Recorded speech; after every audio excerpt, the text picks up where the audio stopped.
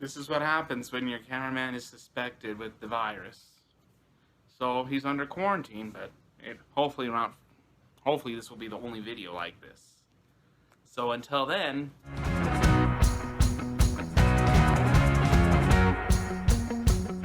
hello, and welcome to this part of the pond. This is the bullfrog without the newt as cameraman. You never realize what you have when it's gone.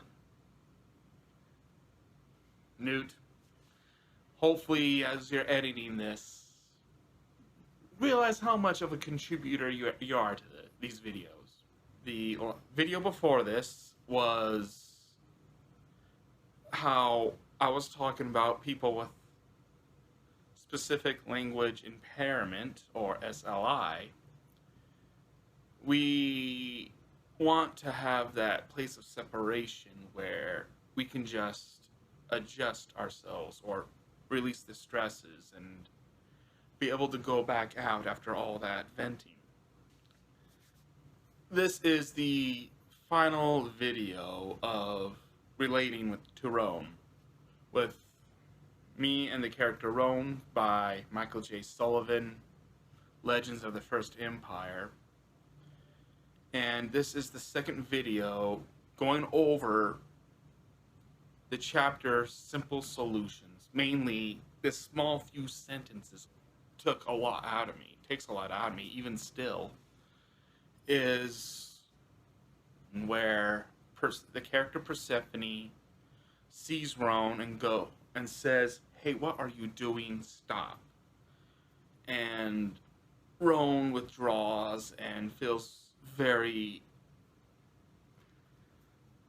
she takes it not too well, and she just wants to go home and be under her blanket, where we get the separation. And then Gifford, the character Gifford, who I love, and hopefully you guys get to know more during the future 7 review on these series. Sorry, shout out for next year, but Gifford stands up to Persephone, one of our main leads, and says to her, adjust to and go back, talk to Roan and apologize.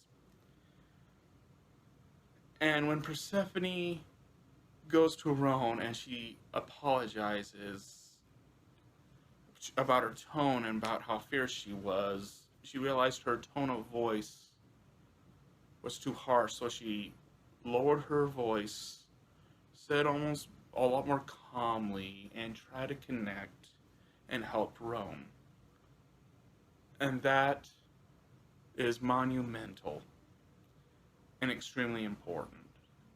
And the reason this was so important is when we're like this, and it may look like a tantrum, I kind of look like tantrums, so other people want to withdraw. This is where you can help. And this is communicating when we are dealing with too much stress, when we're dealing with too much anxiety, where we're not understanding how things are and it's just too much. And the best way how to help, how to communicate, because when we are over fuming and we're venting, that wall of communication just advertises how much it's there, and it's extremely very, very difficult, like I mentioned in the videos before about part 3, I think, part 2 or 3, I could be off, but it's about me and the boat, realizing that wall, it was harsh, it's a very difficult thing to get that back going. You're not normal, and it's very hard. And when that moment happens, when we are at this state and you want to help us, it's basically embrace Mr. Rogers from Mr. Rogers' Neighborhood. The way how he talked, the way how he had his tone, the way how quiet And that level of let's talk, the level of how can we can communicate. Just keep eye contact. Talk with that voice of Mr. Rogers. Don't be too firm in your tone because you can be talking slow, but your tone is probably the most important thing. You're trying to get across, and this can help a lot, but your tone can hurt as much as it can help.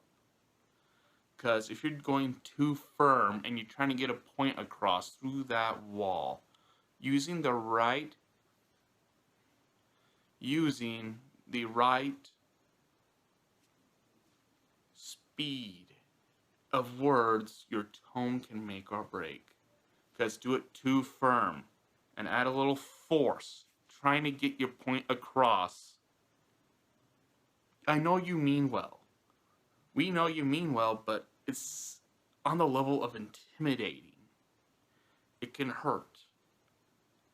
When just softening your voice, doing a kinder tone, the eye contact, the Mr. Rogers that you need to understand and how to get that plain, your words will get across thousandfold.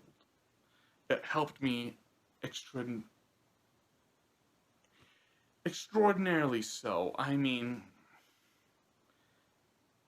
with the boat, how my brother I was able to talk to, he was the one that gave me that story about the two boys, one being paralyzed in America with a wheelchair, pouting about he can't do anything, and the kid without legs with a skateboard in Cuba, and he's playing soccer, saying, "Who is having fun?"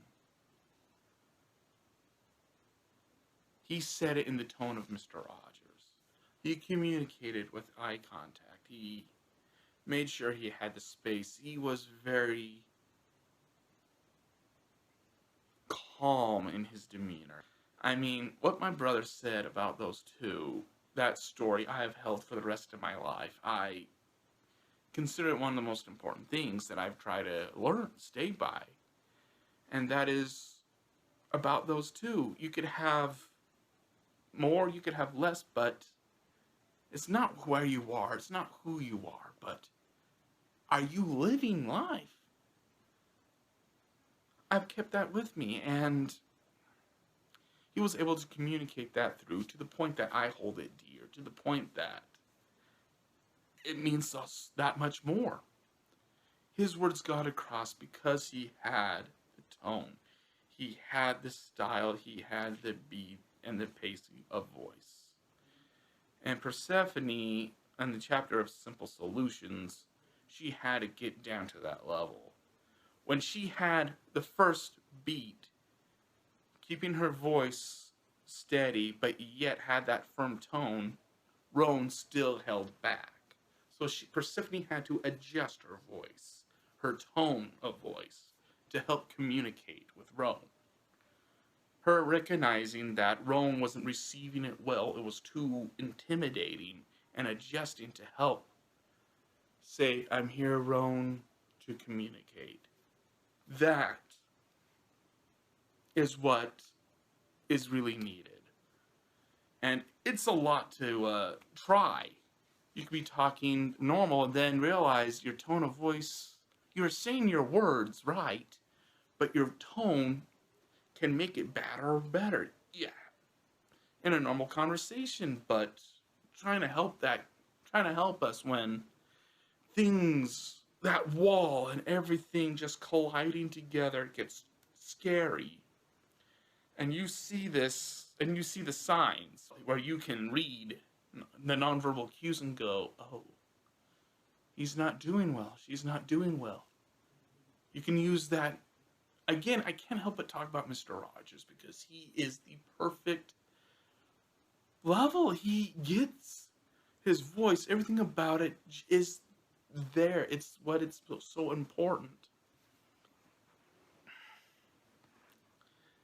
And it's with that, you can actually bring a lot more help and aid for them. And that book, reading that and seeing that, it's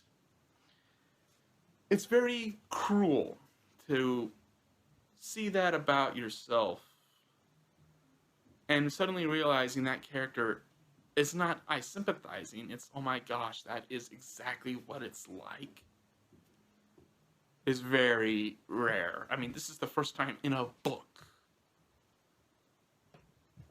that I was able to have that. And hence the reason why I wanted to do these videos was to A, help, B, communicate to you, to YouTube, and anyone who's willing to listen that there's a way to help, that you're not alone, and here's someone like that. I saw in that book of a writer that I like, and suddenly he just went up from here to here, and more, and more. But I've never had the chance to talk or to help communicate what I have. I never had that tool, but Michael J. Sullivan's book series is a tool that I can say I'm like Roan. It's very similar to what I have. It's very individualistic, but yet there's a lot of shared at the same time. And hopefully this video can be across, get that communication across, that now with this tool, we can, me and other people like what I have, that what I have can help. And here's the bullfrog signing out. And I just really hope this can